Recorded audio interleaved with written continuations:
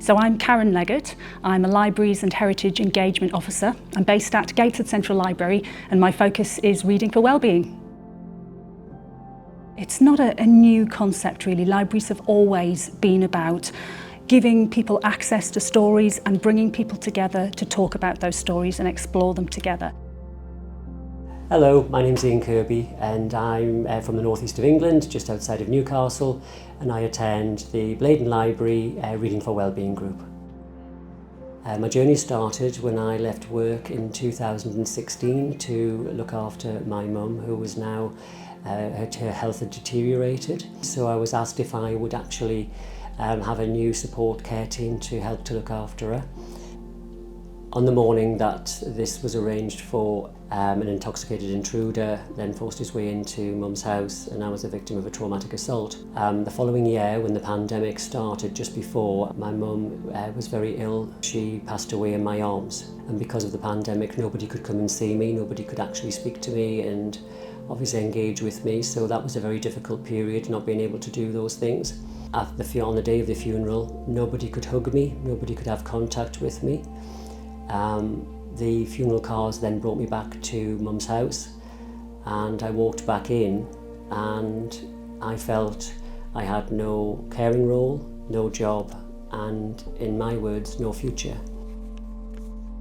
I think the way that we are approaching the work in Gateshead is slightly new. It is a fresh take by working in partnership with the link workers, the social prescribing team, with the health equity team, with the peer support officers working on mental health, getting them to help us to find the people to target.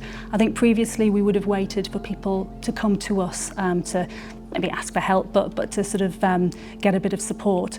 And I think it's important to say that the way we're doing it now, it's more proactive. We're going out and trying to reach that audience that maybe think that libraries aren't for them. Maybe they think that libraries are just books, but actually maybe there's ways in which we can help them.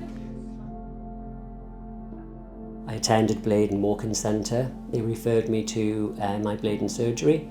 Within 7 days, Helen from a community link team then got in touch with me. I was assigned Patricia, who was wonderful, and she was trying to find me things that would actually engage me in order to leave the house, because I was now locked in my own world, locked in my own space.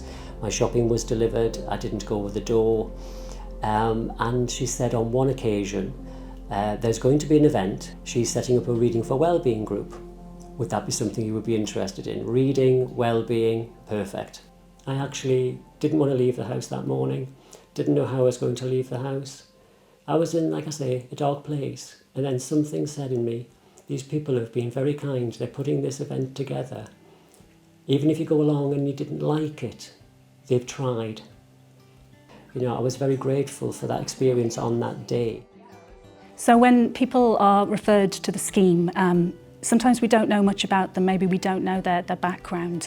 We know that we want to make them feel welcome and that it's a safe place for them to come and that they don't have to share their own stories if they don't want to. It's lovely watching people grow in confidence, because obviously when people come for the first time, they don't know what to expect. Maybe they, like Ian, haven't left the house for a very long time and they haven't socialised or reconnected with their local community. So it's a chance for them to sort of sit with people and chat. They're very sort of friendly, socially inclusive sessions.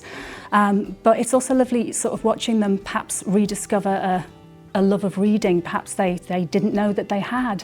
Finding that reading a little bit every day can give them a bit of escape, can give them lots of benefits. I think really it's twofold. I think it's the, you know, we all know working in libraries, the benefits of reading for wellbeing, the positive mental health aspects, but it's also the people, the social inclusion aspect as well. Since then, over the 2 years, I have actually now volunteered with 2 charities. I volunteer with Gateshead Carers. So from where my journey was to my journey now, and even when I prepare to go to my library group to be with friends now, they're not strangers anymore, they're friends. We've been to author events, we've had authors coming to our library, but libraries are more than that. These people are incredible people, the people who work behind the scenes and who obviously look after us. They are the heroes of this story. They're the real heroes. These people give me my life back.